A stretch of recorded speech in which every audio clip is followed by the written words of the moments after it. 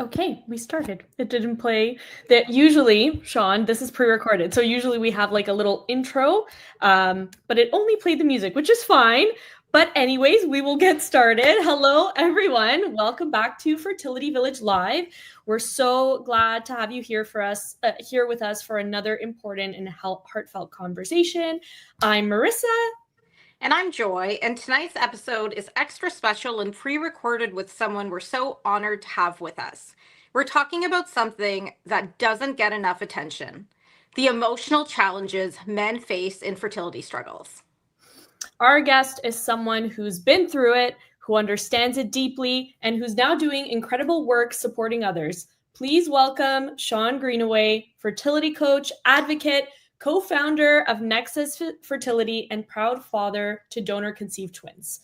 Shaun, thank you so much for being here today. Oh, it's my absolute pleasure. Thank you for having me. And thank you for taking the time to accommodate the time zone differences and pre-recording. Problem. So we're in Canada, we're Eastern Standard Time, and you are?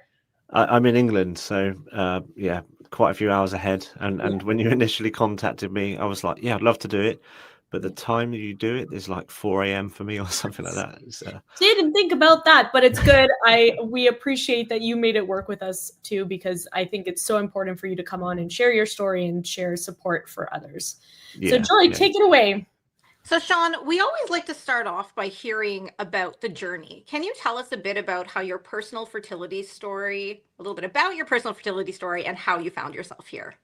Yeah, sure. So, yeah, like many people who navigate the journey, as you say, it's not a straight route, and it's complex and really hard. And so mine started around 2017, my wife and I. But at that point, we had been together for about 8 years, married for 4, and we were just enjoying being husband and wife. And we already, before we knew we were going to have fertility issues, we already hated the question of, oh, when are you going to have kids? Because people see you taking the predefined normal path, quote unquote. And we did that. We got together, fell in love, got married, bought a house, and then immediately the questions were like, when are you going to have kids? And yeah, like I said, we didn't even know we were going to face issues, but that was annoying, because why should we follow society's rules? And we were just enjoying being husband and wife and going traveling a lot. And then we decided that, because we had that conversation early in our relationship, I guess it's part of the kind of checklist to see if you're aligned to someone and their values and what they want out of life. We both knew that we both wanted children. And then that conversation kind of got shelved, because we knew that also we wanted to enjoy being young as well. And so then, yeah, we decided that the time was right. We had, everything that the society was telling us to do was there: stable jobs, etc. We even moved to a new house with a spare room, or a couple of spare rooms for room for growth, and a bigger garden and a driveway. And we thought, right, let's just let's have a kid then. And we were to find that it wasn't quite that simple. The months rolled on and on and on and on, and the pressure mounted. The can I say sex? The S word? Sorry, I just said it. that became more and more functional and less enjoyable, because the pressure, as I said, just mounted. And so after about coming up to a year, we went to the doctors, and we were both sent for tests. And so this was around December 2017. In early January 18, I was at work, and I got a phone call from my doctor's surgery. I don't know. It wouldn't have been a doctor that called me. I don't even think it was a nurse. I'm pretty sure it was probably a member of admin staff or a receptionist, because they were just calling. They had obviously been passed the message and said, can you get him to book another test in 3 months? And, I don't know anything at the time. You don't know anything about why. What does 3 months mean? And so I asked, and I said, well, and she said, oh, it says here that you have, and then she stumbled over the word Azoospermia.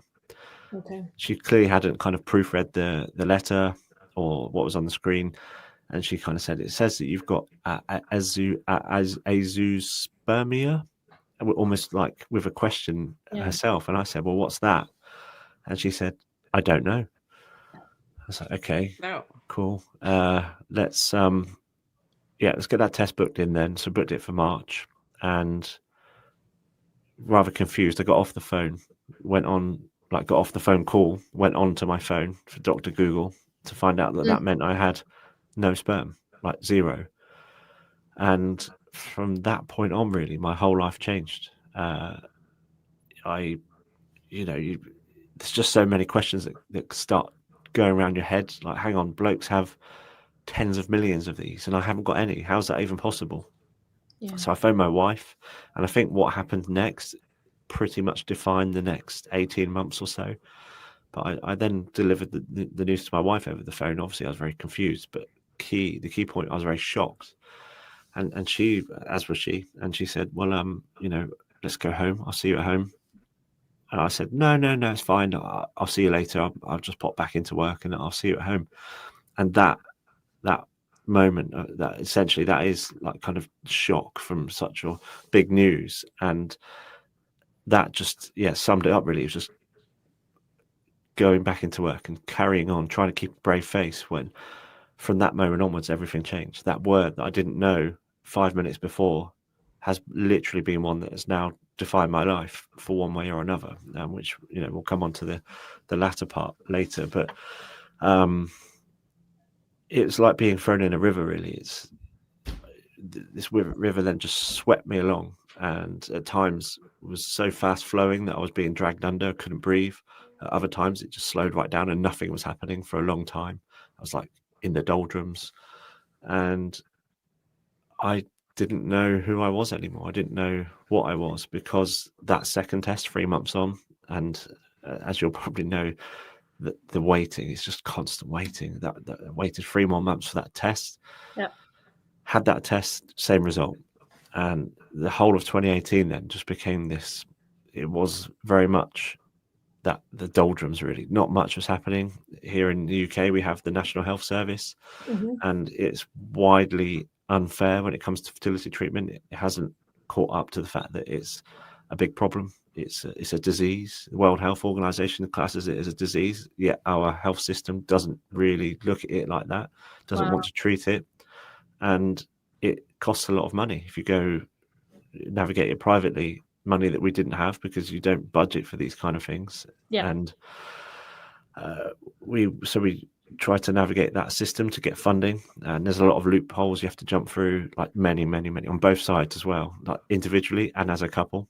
And somehow we managed to navigate that and be applicable for funding. But that was the best part of the rest of 2018, navigating that, going for tests, waiting for more results or another scan. And it was just tedious. And that whole time I didn't know who I was. I was grieving. I didn't know why. I didn't know that I was grieving at the time. I was just in pain. I was angry. I was sad.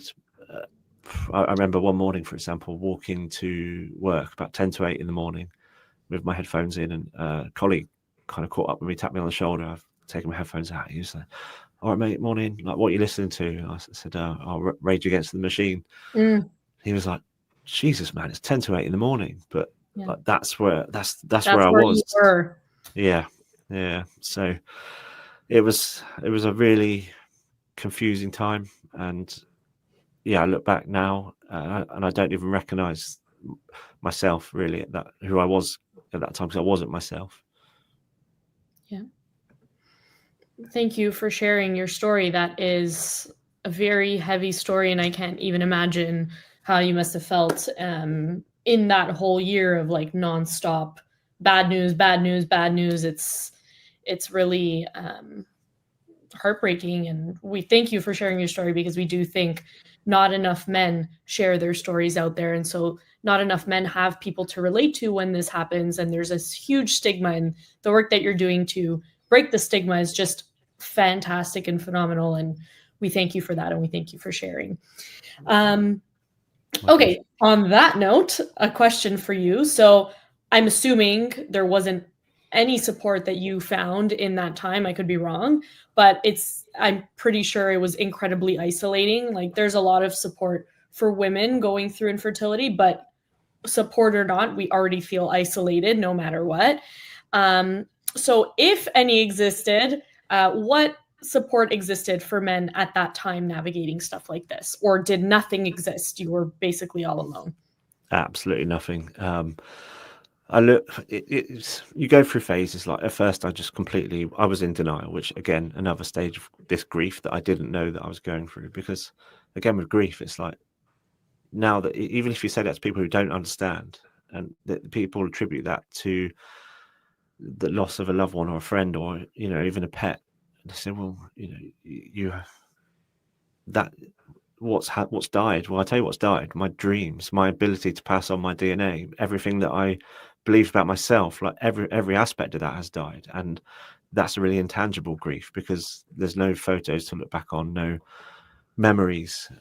It's just this almost like a bubble that just gets popped, and like I said, like my wife and I had those discussions, and you build this dream of this family that you think you're going to have, and then you start saying talk about the names that you like, and suddenly when you find yourself in a fertility struggle which goes over years, you see those names being taken by your friends, and it's just another thing that isn't really ever talked about because it's so painful, and you're like, that should have been ours, and now suddenly it's been used again by a different set of friends, and okay, well, it's just really hard. And so at first I was very much in that kind of denial, head in the sand, typical man thing, really. My wife was encouraging me to talk, pushing at times, which was just pushing me further down. I wasn't talking to her.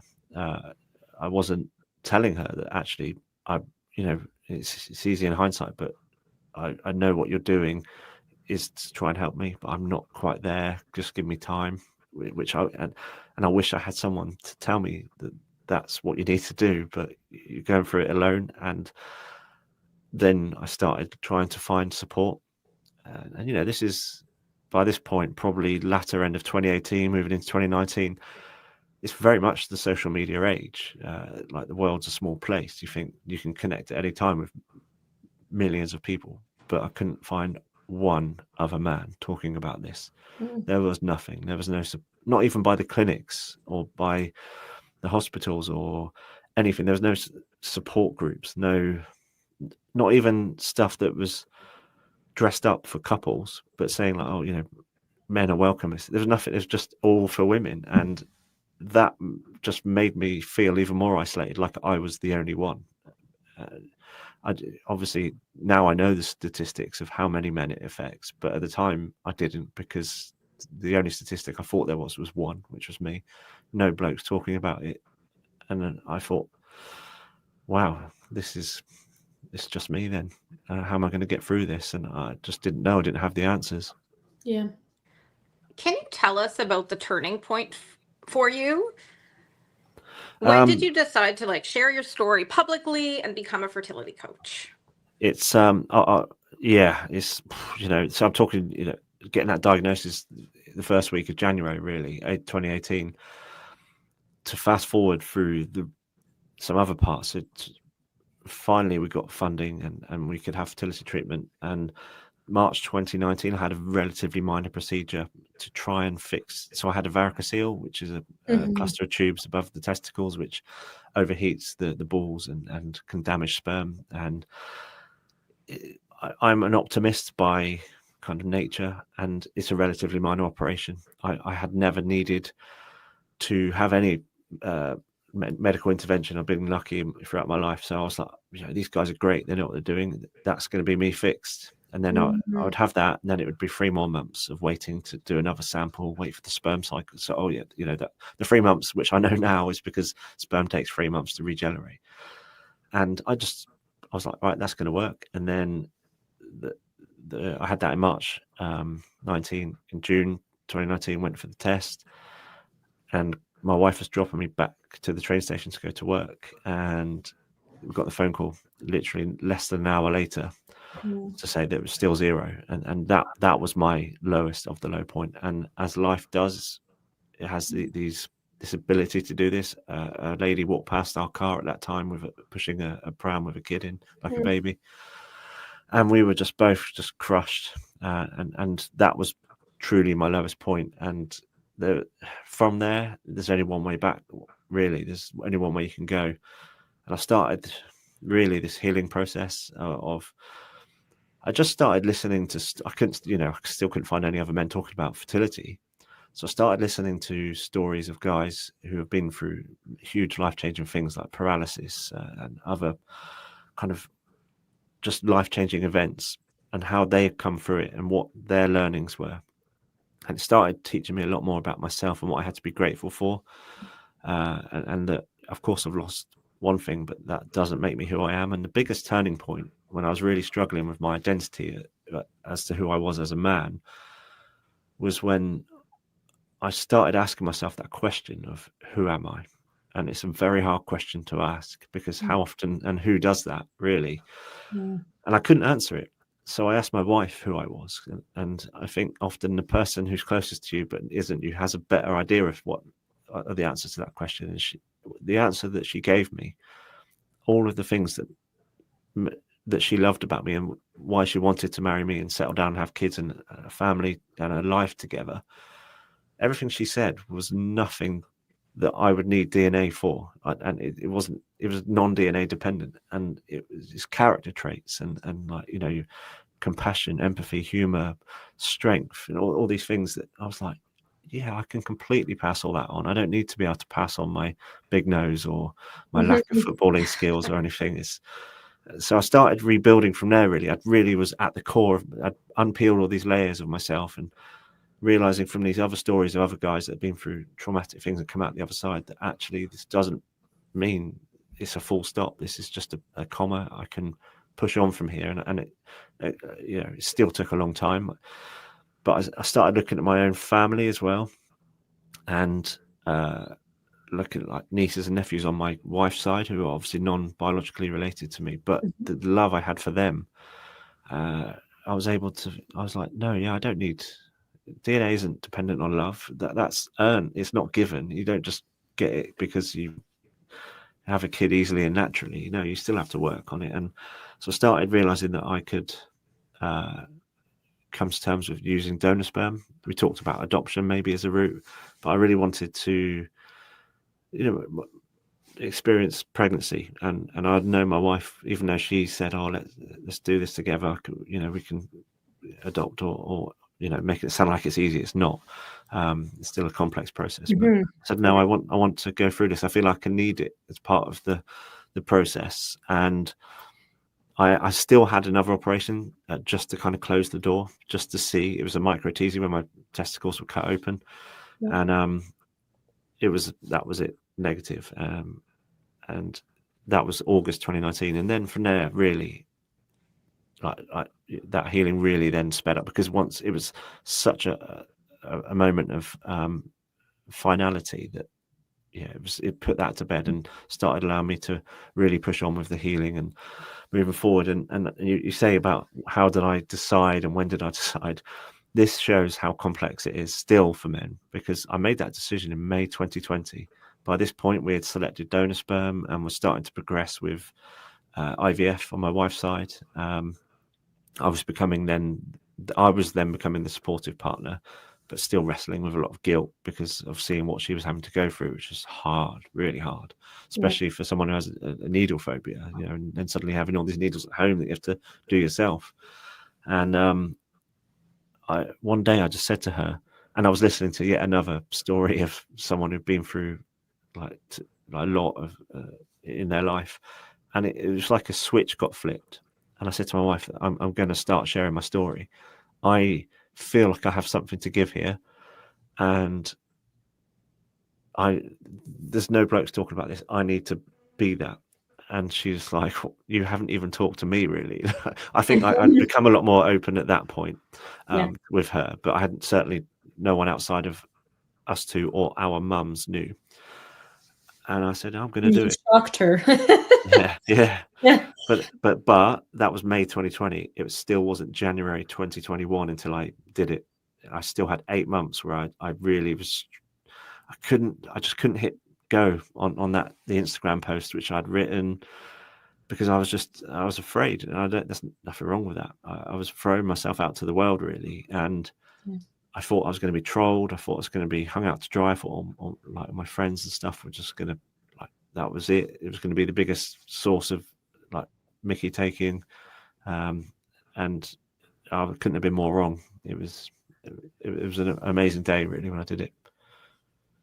Well, that's fantastic that you decided to take the plunge. But I think even though you took 8 months, it was your process, right? You had to be at a certain point to be able to be ready to share, because maybe you would have shared, it wouldn't have gone the way you wanted to, and you would have retracted and never done where you are and never be where you are today, right? So I think the fact that you took your time is because you were ready, and then once you were, you let it all out, and now look where you are, right? So and that's what I say to guys that I speak to, is that don't put yourself under any pressure. It's not about sharing your story widely, publicly, with a silly Instagram handle. It's about what's right for you at the time, and you go through that process. And it is important too, because if you're not laying the proper foundations and you're papering over cracks, then you risk everything tumbling down. And it's all about building that strength day by day, week by week. Yeah. And before we move on to some more questions that I have for you, I have another question about what you talked about. So the surgeries that you had, one was a micro tease and the other one was varicocele embolization. Did they tell you that those surgeries, did they give you like a success rate, or did they give you high hopes that it was going to work or that it possibly could work? Did you go in thinking like, oh, like this is going to work, and then come out and it not work? Yeah. So with the first one being a minor op, and they said, oh, it's about a 30% chance that it will have a positive impact. And I was like, that's great. 30%. Awesome. Let's go. And like I said, that's the optimist in me. And being an optimist, I think ultimately you've then got further to fall off the other side. Yeah. And then with the second one, they said, oh, I wasn't going to have that operation because, it's major op. You go under general anesthetic and you have your balls cut open. I didn't want to have it. My wife then said something like, what would I regret less? Not having it and always having that question mark there, or having it and potentially having some of the side effects and long-term knock-on effects that it can have, which did happen. But I thought that was a great question, because then I was like, yeah, okay, fine, let's do it. And but with that one, they gave around a 50% chance. But I was like, Wow. I was pretty sure that it was going to be none. And I was just doing it really just to tick the box. But the thing is, as well, at the time, you're uneducated. You're learning all these new words like, azoospermia, varicocele embolization, microteasy, urologist, andrologist, like all these new professions, all these new words. But having since doing what I do now and becoming more educated on it, that 50% chance of finding sperm, what they don't really say is actually that sperm could be completely rubbish and not really viable. And actually, then if you're using sperm that's not so great, what can be the live birth rates as a result of it at the other side. So actually, the live birth rate for post microteasy is roughly around 15 to 17%. Oh my goodness. Yeah, we found out about it. I say we, my podcast co-host and I, and we had a urologist on and asked him about it, and he was up front and gave those stats. So I'm referencing there an actual doctor rather than just. And you didn't know this when you went in to do the microteasy? No, and that's why we do what we do with the podcast stuff, because we wish we had known that. Well, I say we, my co-host didn't have one, but I think if I was armed with that knowledge, it may well have been, do you know what, I'm not going to go for this, it's not worth it. But everyone's different. It's very subjective, and everyone's thresholds for what is worth it and what isn't is very much down to themselves and as a couple. Yeah, and it sounded like you needed to do it to get closure, to be able to move forward. Yeah, because I said to my wife, I was happy, I'd felt like I'd come to terms with using donor sperm. But what's really interesting is that after having the operation, and it was that final, no, there's none, I still took a few more months after that, because it's like literally that door is shut and it will never be opened again. Yeah. And I think, again, it's just on a similar vein to what I was saying about sharing your story, is navigating anything, especially massive decisions such as donor conception, you have to take your time and make sure you're ready, because there's a thing you have to do.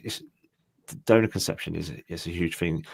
It's a huge thing for individuals, for couples, but also you then have to almost remove yourself and take that third party point of view of an unborn child. Like what questions would they want to know? What questions would they ask years down the line? Try and envision scenarios that could happen. And I was doing all that, which I think is you have to do. And I think, quite honestly, any intended parent should be doing that. But as we know, it doesn't happen. People often just kind of go, let's do it, let's go. But you don't consider it, right, the things on the other side. Raising any child is hard, let alone with like more complex routes to parenthood. Of course. Yeah. Thank you for sharing that. Well, as we've been noting throughout this whole conversation, there's a lot of silence around male fertility. Not a lot of people share. Why do you think that is? Why do you think men are so hesitant to share their journeys publicly, and not even publicly, just with friends, family?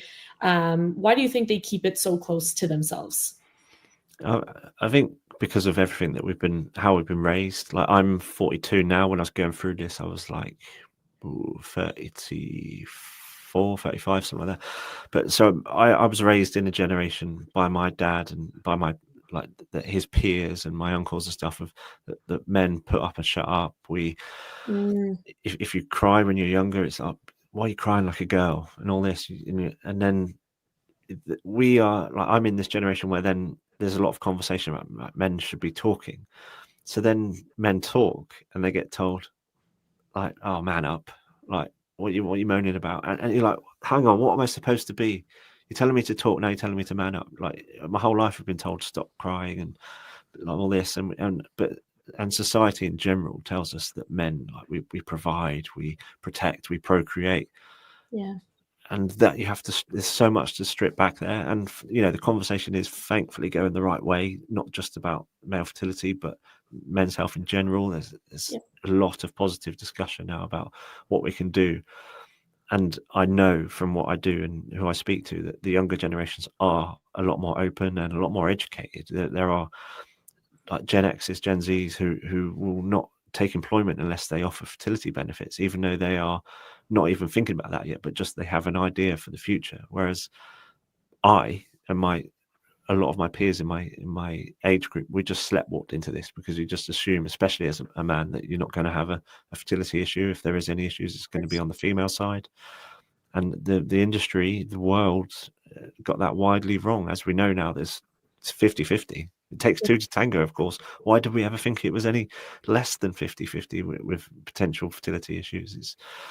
But that's what we have to strip back. And when you're seeing these 70-year-old Rolling Stones, like rock stars, having babies, I know all the time. Help. Like, how did you do that?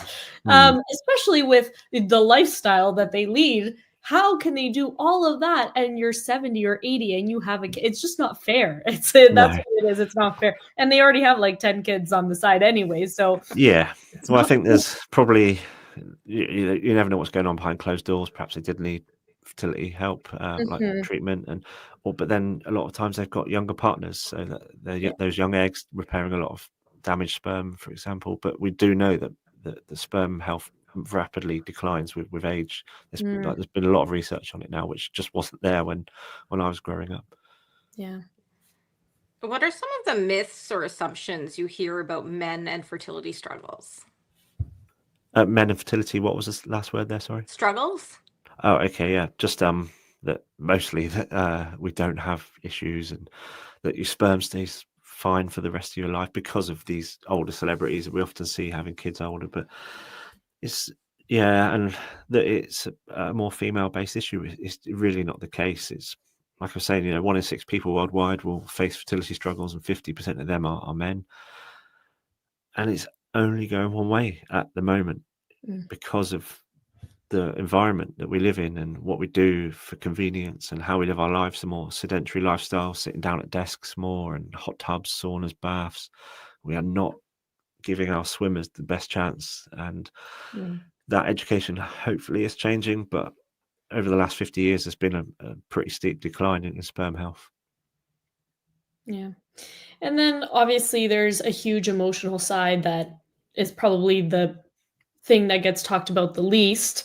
If you do hear about men's infertility, you hear about, more of the technical side. You have azoospermia or low sperm count. But let's talk about the emotional side for a little bit, the grief, the shame, the identity crisis. You shared about yours a little bit with the people that you work with, the men that you work with. What are some common emotional challenges that you see men face that often get overlooked during an infertility journey? Yeah, and I think actually, the pain that I went through having my balls cut open, it pales into comparison to the mental pain that I went through, and that is echoed throughout all the men that I've spoken to on a one-to-one basis, or had on our podcast, or in our community groups and chat groups and stuff. And so a survey was conducted in the UK a few years ago now, and what hasn't been published is the breakdown of gender as to who answered the questions.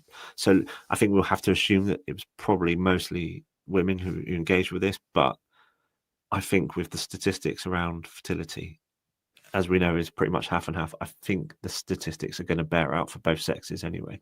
But for people who went through fertility issues, 90% reported feelings of depression. And out of that 90%, 42% reported having suicidal thoughts or feelings. Wow. Now, my podcast co-host, when we started recording, he opened up on one of our recordings that he felt like taking his own life because of his infertility, and he hadn't shared that with anyone other than his wife. And then he was doing it on a pod recording. Yeah, live for whoever to hear. Yeah. Exactly. I didn't realize at the time, because I was so taken away by hearing this, that I didn't realize he couldn't look in the camera as he was doing it. He was looking away. I was just, in awe of what he was sharing with me, with anyone who would be listening. And he said it to me after. He's like, I just felt like it was the right moment to say it. And I've spoken to guys that have self-harmed and really, they're just not being their self. And that's what helped me. So I started sharing my story in January 21. It was May 23, so 2.5 years later, when I was first admitted that I suffered depression when I was going through infertility. Yeah. Because it's like another stigma. It's like I'm literally sharing to the world that I have no sperm, that I'm one of so few men that have spoken about it, but I still didn't say that. And then it was like the moment for me to say it. And what broke that stigma down for me was I'd recently, before saying it, I'd seen the definition of depression. Now, I can't repeat it. I wouldn't know it verbatim now, but it's something along the lines of a sustained period of low mood where you don't do the things that usually bring you joy. Mm-hmm. And I was like, oh yeah, I had that. And it broke it down. And when I speak to guys and they're saying that they're just so low, and like you said about the identity, these are all things that can be worked with, and it is the important thing for people to know is that they're not alone, and those feelings are completely normal. There's right and wrong ways to go about things. Like I said, subjective ways to go about everything. Of course, we're all, the beauty of human nature, of us human beings, is that we are all individuals. That's the great thing in life. But one thing that has a very common thread throughout when you're at that lowest point is finding your community. And I'm not going to be like, oh, men just need to talk, because I think that's been oversaid. It's not often the first starting point. The first starting point is listening and knowing that you're not alone, and being in a place where you are completely accepted, and everything you have thought, when you're seeing other people talking about it, whether it's a text chat or an online support group, it normalizes it, and you go, wow, okay, I thought I was the only one, but I really am not. Yeah. Do you find that partners or family members know how to support men through this? And if not, what kind of advice would you give to partners or family members of men who are struggling with fertility? Unfortunately not. I mean, I don't think they know how to support even female partners who are going through fertility struggles. We experience that ourselves. We all know the things that friends and family say. It's like, oh, you just need to relax. You just need to go on holiday. Or my cousin's second aunt couldn't conceive for ages. They just did this, and it just happened, and Yeah. they were told it would never happen, and it did, and all that stuff. And what they're doing is, it's rarely, in my experience, coming from a place of anything but care. They're trying to make you feel better. They're probably feeling very awkward themselves, and they just want to feel the silence. Whereas actually, all you need to do, if someone's telling you anything, okay, fertility in this case, but if someone's sharing something with you that's clearly very hard and personal for them to be sharing, all you need to do is listen. And in this case specifically, especially if it's a man who probably is opening up to you for the first time outside of his relationship, or maybe outside of a professional, just say, wow, that must be really hard. Thank you for sharing with me. And that's an amazing place to start. And then you don't have to say anything. Just listen, because that's what they want. That's why they're talking at this point, because they need someone to listen, and they want you to listen. Don't fill the silence. Never underestimate the power of a hug. Like, if you don't know what to say, just hug them. Yeah. That's great advice. You don't always need to fill the silence with advice or trying to fix it. It's just about validating and letting them know that you're there for them. Yeah. That's like a first great step Yeah. for anybody that's going through anything like this. So Yeah. You start to figure out when you share with people, and it might not necessarily be fertility, but when people have been through stuff, because they know how to receive that, and they might not know about that specific thing, but they just know. You can tell in their response, and I can tell now when people have been through fertility or going through fertility struggles, because I know the language they use and or don't use, and you can just see it a mile off. But yeah, people, and I say this to men as well, is when I shared it with my close friends, they all had children easily and naturally, and I didn't share with them because I thought they would never understand.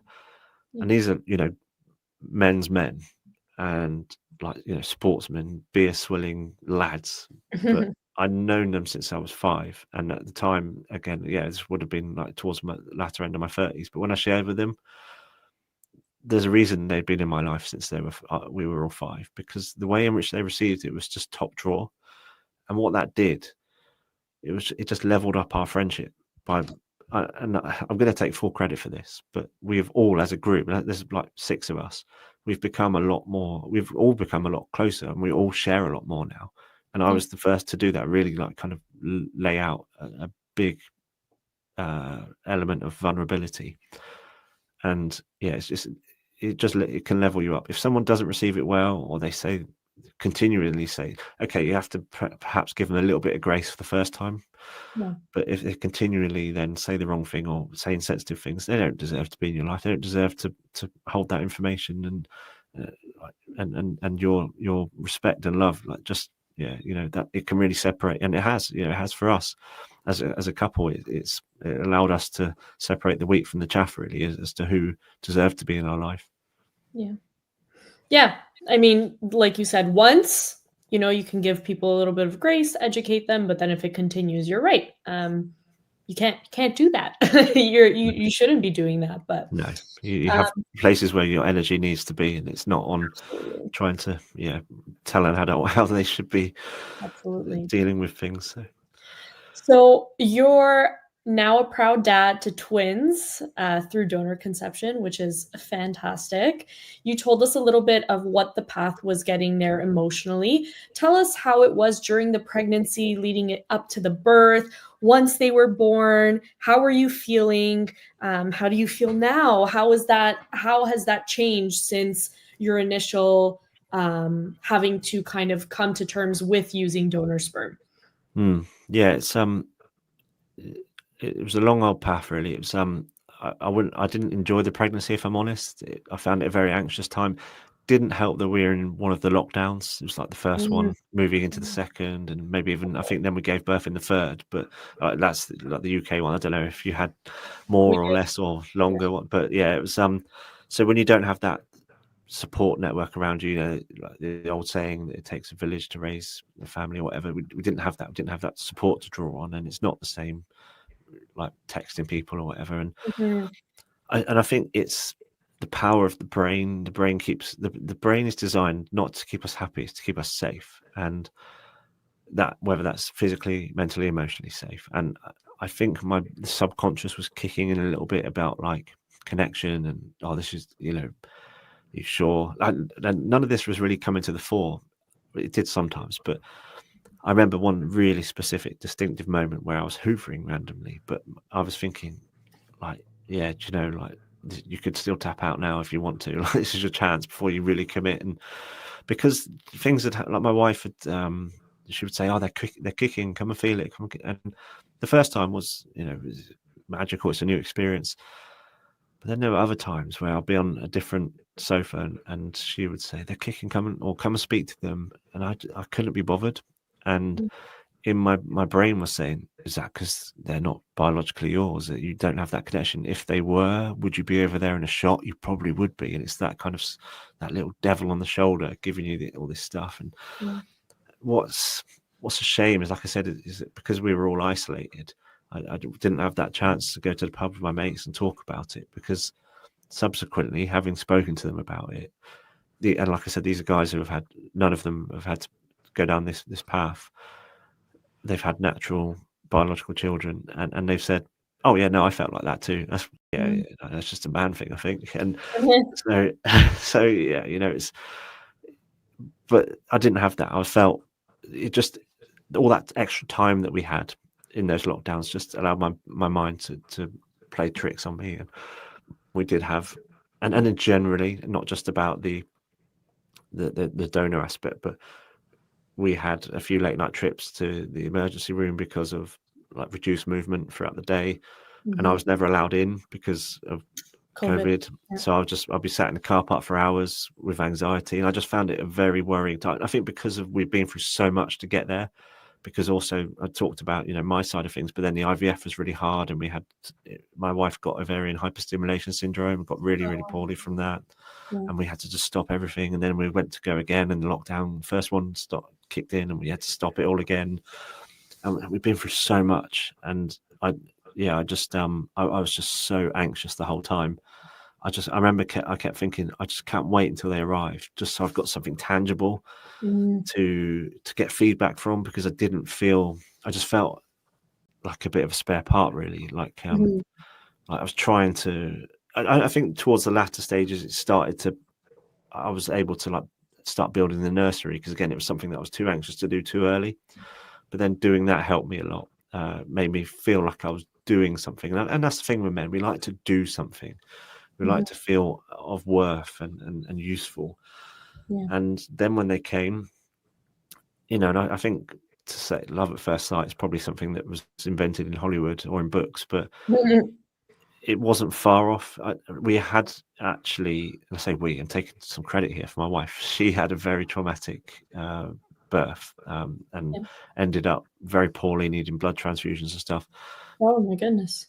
Yeah, there was literally nothing easy about our route to parenthood. But there's always, and after everything I've been through, I've realized this, there's always a positive to be found. And what that did do, because again, it was lockdown, and we were told I was only allowed in the theatre. So she had a planned cesarean. They advised that for twins and more. I wasn't allowed in the theatre until she was literally ready to go, all epiduraled up and all that. And then she would go to the recovery ward, and the average time in there is 2 to 4 hours. And then when she got discharged to the maternity ward, I wasn't allowed in there. So until she got released from there, which could be days. So she ended up being in the recovery ward for 36 hours. So what that meant was that I was there the whole time. I was allowed to be there. I was there. She was too poorly to do anything. So it was a baptism of fire. I had the wonderful midwives at the hospital to help, and I'd get advice from. But what it did was it threw me in the deep end. And I'm grateful for that, because that bond was formed very quickly. I learned, very quickly how to cater for their needs, and like how to feed them in the colostrum and stuff like that. And then you're an insta dad, right there in that moment. Yeah. No choice. No, exactly. Yeah, it was. And it was horrible to see. My wife didn't hold our daughter, who came out second. So we had a boy and a girl. She didn't hold our daughter for hours because she was just too poorly. And then even after coming out of the hospital, she couldn't really change nappies for a few days. It might have even been a week or so. But then when she was able to, she was like, "Oh, what do I do?" And I was like, "Yeah, let me show you. I got this." I know. And it was just great, you know. And like, Yeah. it was horrible what I went. Well, I'm doing it again. I'm so sorry to her. I've apologized after. But what she went through, and what is what we went through. I remember being stood in the theatre watching her like convulsing and going as white as a sheet, purple lips, purple nose, purple ears, and all that, and thinking I didn't sign up for all of this to lose her. And like, but of course, as I said, that something came out of that, and that was me getting that bond very, very quickly with those kids. And and I've never looked back, because like I said earlier, love is not a given. It's not something that you just get it. You have to work on it. And as a father, we are, especially in those early days, we are often very exterior, and I don't want to say surplus to requirements. Of course we're not, but we have a role to play in other ways. But what I say to guys now is get in there fast. It's like, find what you can do. Of course, especially if the mother is breastfeeding, you might feel like, okay, you're just delivering again, just taking over to them, but there are things you can do, like baths, baby massages. Just get that one-on-one time and get that touch with them, because that is what will really serve you well and keep you involved from the outset, and it's creating that bond, and that just grows, and it really is, it's a gift. And I'm so grateful that we are there. Yeah. Thank you for sharing. I appreciate it. It's my pleasure. So how did you and your partner navigate all of that together? Like, on top of what sounds like a difficult pregnancy, you have COVID in the mix. How did you manage to navigate all of that? I don't know. I don't think honestly, we were actually reviewing something the other day. So our son, bless him, has quite a lot of developmental delays, and so we've had to write this annual review for his impending schooling. And even when we were looking back on the last one a year ago, we were like, wow, that was so hard a year ago. Like, how did we get through that? And again, it's like, how often do actually people do that and have that chance? You know, ours is a bit of a different scenario in that we have to in the review meetings tomorrow, for example. But I think it's a good lesson for life, really, to conduct reviews and look back, because especially in those early days, it's like a blur. It really was. And like on our own, like with twins, never having parented before, but it's innate, really, that like kind of instinct to parent is, and it is innate for men as well. And that's really important for people to know. And I say to guys as well, is advocate for yourself, trust your instincts, because often if like people, they might say something, a new father or something, and then if the mother then has a different opinion, sometimes it can be like, oh, okay, mother knows best. But actually, it is literally scientifically proven that a father's instincts are just as strong. So yeah, you just do. I honestly, I don't know. We look back at those early days now. We look at photos or videos, and we're like, wow, a magical blur, I'd call it. Yeah, like a distant memory, and then you remember that was actually your life, and it's like, really, we did that? Yeah. It's like, once you go through all these things, it's present, but it's not present at the same time, and you shock yourself sometimes when you look back and you're like, wow, I've been through all of that. That's crazy. Yeah. I remember saying that, you know, we took so long to get there, like 4 years of real hard knocks, and I remember saying, when we get there, I am going to be so grateful for every moment. I don't even care about lack of sleep or poo coming out of everywhere, and like, all that is impossible to maintain. It is hard, it really is. But I think what it does do when you've been through the struggles, it gives you quicker bounce back ability. It's not even a word, but it allows you to, you're so grateful, you right? are, you remember, like, oh, you know, I'm here, this is the whole point, and I'm so grateful for it. But it doesn't take away the difficulties of parenthood. Like, we're still parents, right? Parents, there's difficulties for sure, but it does make us a little bit more grateful. I do think that's 100%. Yeah. And so now what would you say to somebody who's just beginning to consider donor conception and struggling with the emotions that, you know, this is not going to be my genetics and what do I do? Like, this is not what I envision. What would you say to somebody that's struggling with that at the moment? Yeah, I think absolutely, like what you're thinking and feeling is very normal, and it's natural to go through that because we get fed that from when we're children. It's like that you grow up, you have kids, you procreate.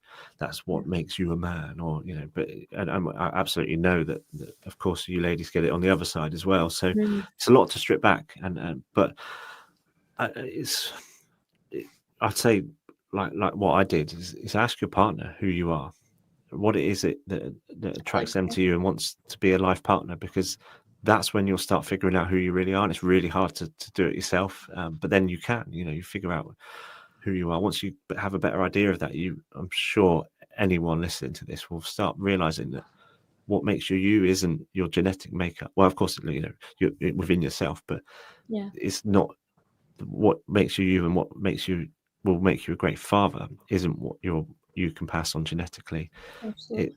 It's your character traits. It's everything about you. And like, people make a lot about resemblance, and honestly, like, even though we have friends who know our story, and they will say, oh my word, like, honestly, I know the story, but your boy doesn't have, like, he's called Ray doesn't have to look like Shaun.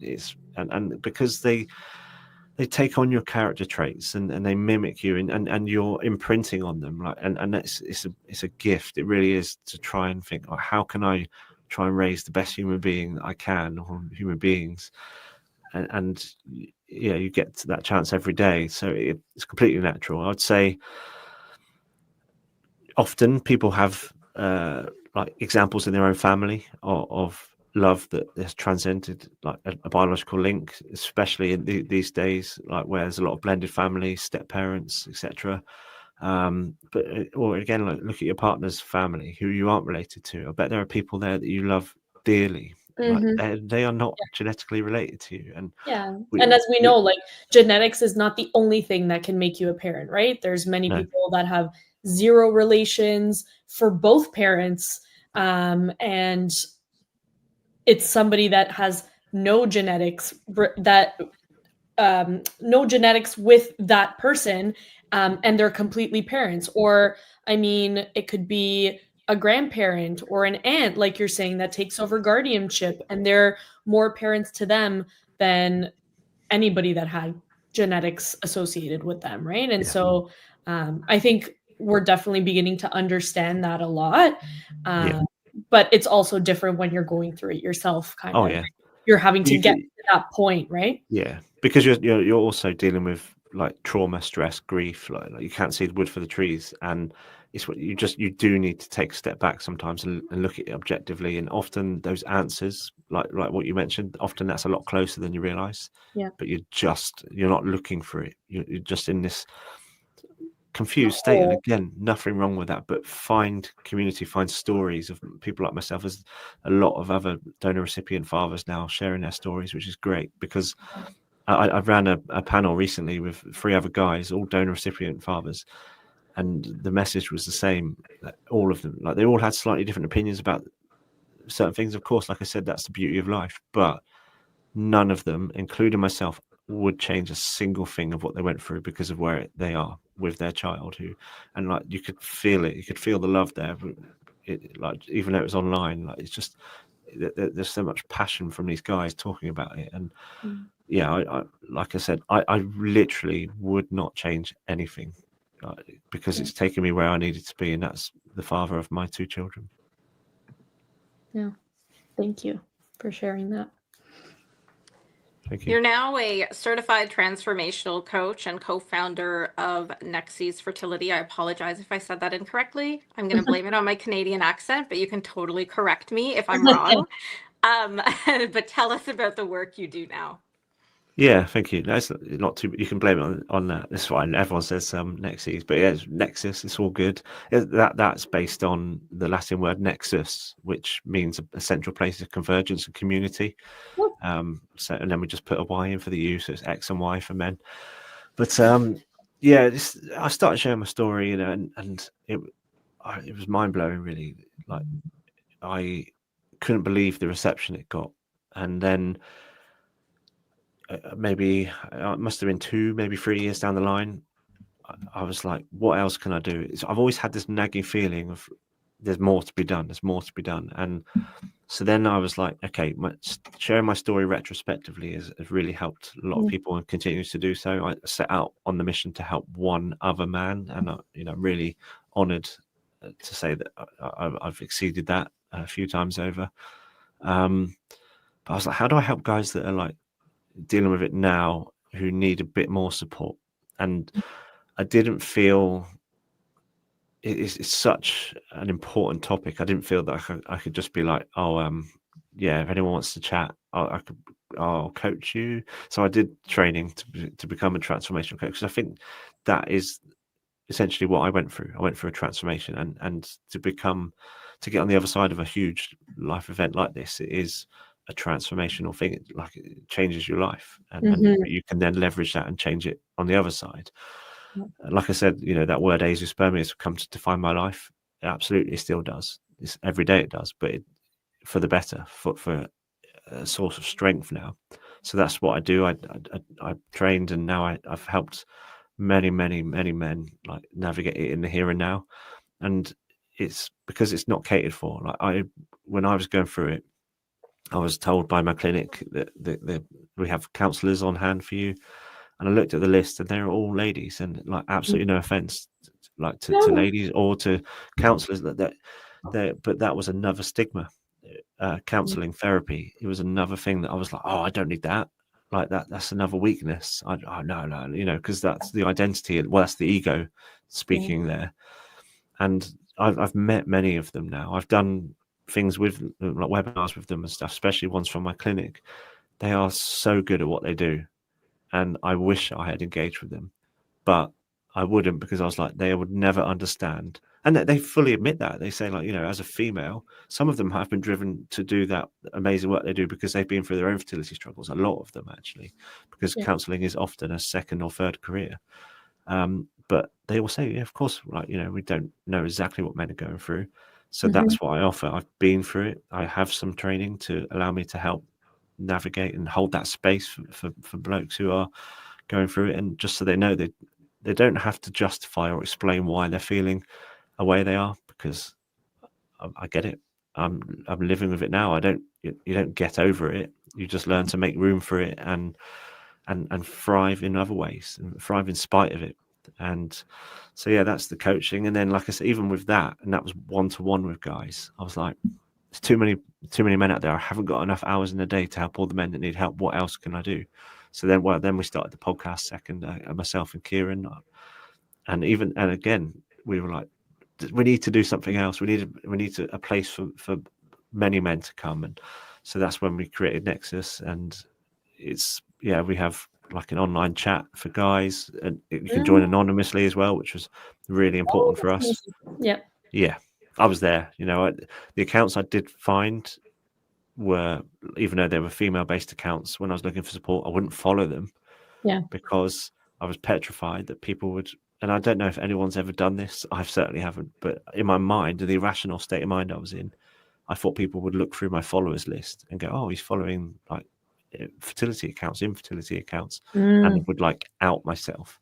So I understand that place that you can be in at times. So yeah, that when I spoke to the guys who built our website, I said we need the ability for guys to be able to join anonymously. And it was like a non-negotiable for us. So that's there. So yeah, on like a text chat, we run monthly support groups where, again, we say, just come along. You don't have to turn your camera on. You don't have to speak.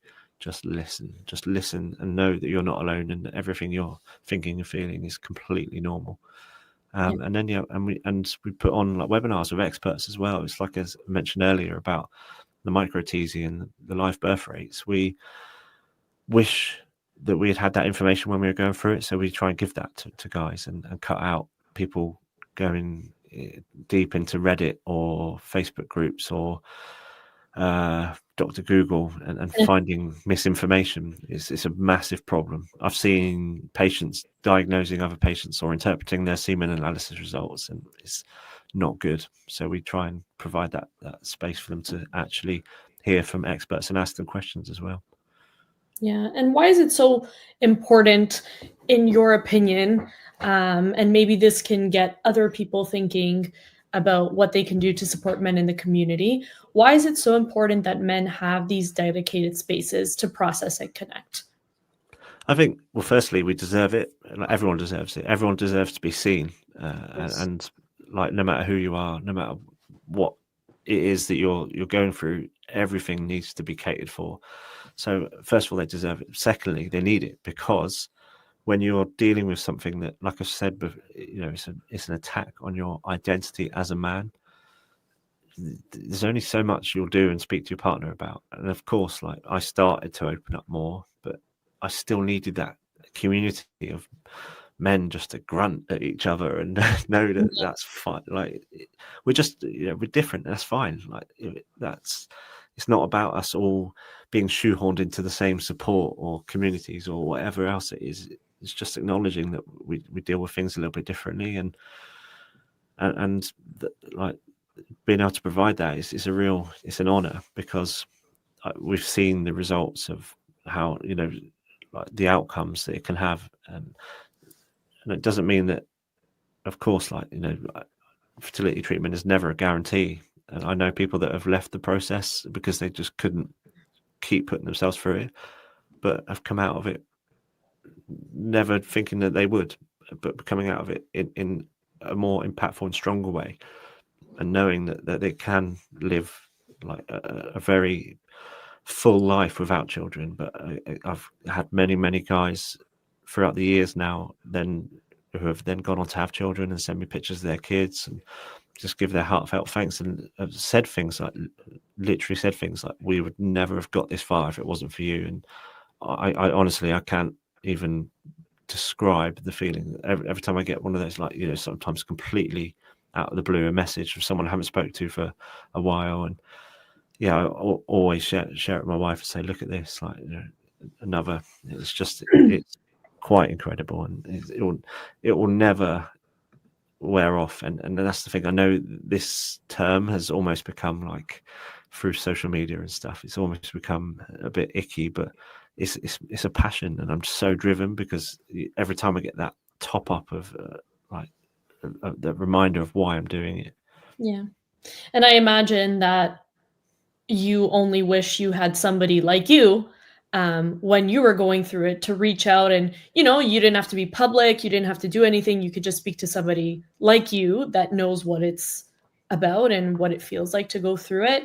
And your journey probably would have been a lot different, and your healing probably would have been a lot different too, because you would have had somebody to help you walk the path, right? That understood, with lived experience. That's literally all it's my mission statement, is just be what I needed. Right? And it's that simple. Yeah. The work you're doing is just so impactful. For anyone watching who is struggling with male factor infertility, what's the one message you want them to hear tonight? You're not alone. I think it's got to be that. There's so many other things I would want to say, but it's quite simply just know that you're not alone. And I think that's a really good start.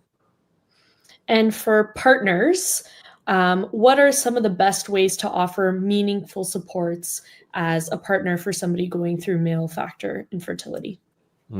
Yeah, I think firstly I'd say to that partner is that, like, bless you. I know that it's hard seeing your man probably going inward a lot, but just be gentle.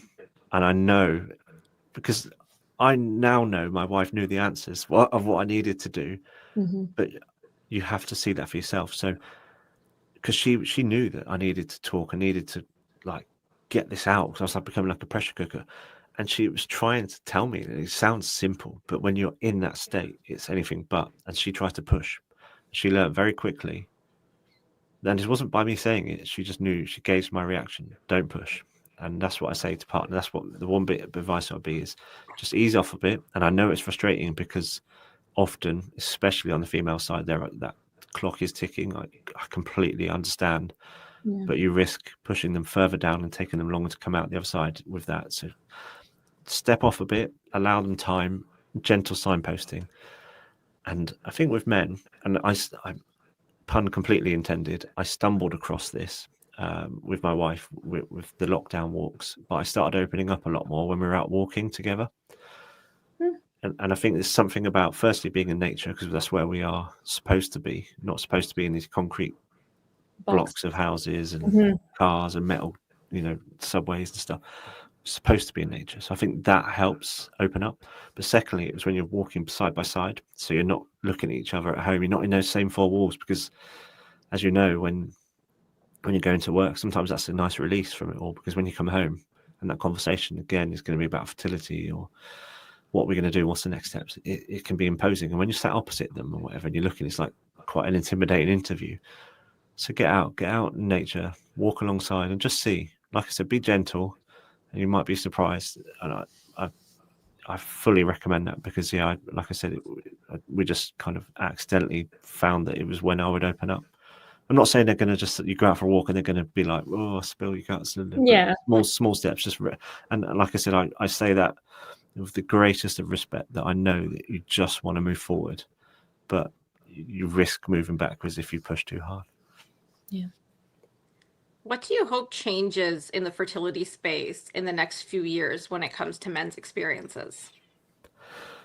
Just that we're treated equal, like except not, because even still in the industry, there are still a lot of people, because there aren't as many urologists and andrologists in the fertility space as there are gynecologists. So guys are still being referred to gynecologists who just have no idea. And we just need to be put on an even part. And look, I've spoken to experts who have said that most of the research over the next decade is going to be into male fertility, because they've realised how much of an issue it is, and that there's a lot of catching up to do. Yeah. So the tide is shifting. The conversation is definitely turning. Like I'm seeing it in news, like wherever on TV or in the written press. It is almost weekly now. There's something about male fertility, which is great, because that when men are heard and know that it's an issue, and it might mean they go for earlier testing as well. It has better outcomes for everyone when we're not marginalised to me to feel you're the only one. It would be better for everyone. Yeah. Okay. Shaun, thank you so much for being here today, for sharing your story, for being honest, for being raw and vulnerable, and for the incredible work that you do for the fertility space and for the male fertility space every single day, and which I'm sure takes a lot of vulnerability as well, because you're opening up about your story every single day. So thank you for doing that work for the community, for men, for everybody who's watching. It's my pleasure, my mission, and yeah, thank you for allowing me to come and share it in front of a new audience. Of course. It's been a powerful conversation, and one we hope sparks more support and awareness. You can find Shaun on Instagram at knackered_knackers and through NeXYs Fertility. Thank you. Yeah, I don't know if that's necessarily translatable across the pond. Knackered knackers. So I was just going to ask you quickly, 2 minutes. What does knackered knackers mean? I have a feeling I know after listening to your story, but I think it's a quirky little Instagram name, I believe. So it's both words are English slang, and I know 100% it wasn't. It doesn't translate to Americans from some I've spoken to, but I didn't know if it was the case in Canada as well. But so knackered is British slang for either tired or broken, and knackers is British slang for balls, like testicles. So retired or broken balls. Okay. Yeah. Well, I love it because I am a big believer in humor, and if you don't put humor in things, then you're gonna cry. And so humor always helps to lighten things up a little bit. So knackered_knackers. That's right. Yeah. On Instagram. Okay, so if this conversation resonated with you, please share it with someone who may need to hear it. And as always, we will see you next Wednesday at 8 p.m. EST for another episode of Fertility Village Live. Thank you for watching. Thank you, Shaun. The conversation was amazing, and we'll see you next time. Thanks for Thanks, having me. everyone. Bye. Bye-bye.